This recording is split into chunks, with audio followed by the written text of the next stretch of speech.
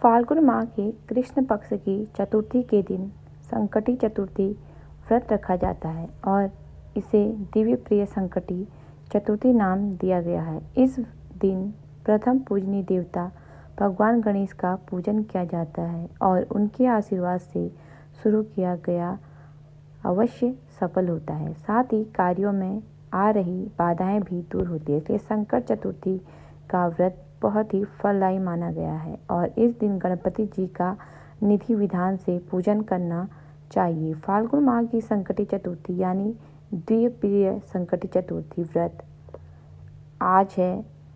इस दिन पूजा के बाद व्रत कथा अवश्य पढ़नी चाहिए। कहते हैं कि संकटी चतुर्थी व्रत कथा में मनोकामना पूर्ति का राज छिपा हुआ है। पौराणिक कथा के अनुसार एक बार भगवान शिव और माता पार्वती नदी के किनारे बैठे हुए थे। कुछ देर बाद माता पार्वती के मन में चौपड़ खेलने विचार आया। उन्होंने शिव जी से चौपड़ का खेल खेलने के लिए कहा तो वे भी तैयार हो गए। लेकिन अब समस्या यह थी कि वहाँ कोई तीसरा व्यक्ति नहीं था जो हार जीत का निर्णय कर सके। इस समस्या का समाधान करने के लिए माता पार्वती ने अपनी शक्ति से एक बालक की मूर्ति बनाई और उसमें प्राण प्रतिष्ठा की। फिर उस बालक से कहा कि तुम इस चौपड़ खेल की निर्णायक हो, तुम्हें हमारी हार और जीत का फैसला करना है। इसके बाद माता पार्वती और शिव जी के बीच चौपड़ का खेल शुरू हुआ। चौपड़ के खेल में हर बारी माता पार्वती जीत गई थी और उन्हें कई बार भगवान शिव को इस खेल में हराया।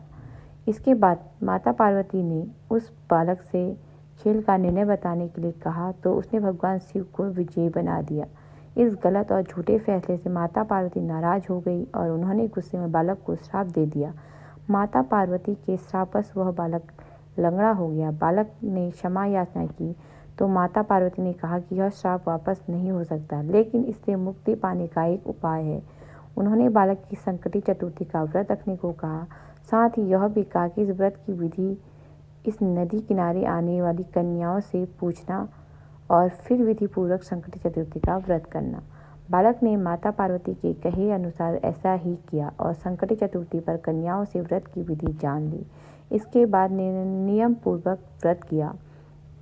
बालक के व्रत व पूजा से प्रसन्न होकर गणेश जी ने प्रकट हुए और उनसे वरदान मांगने को कहा।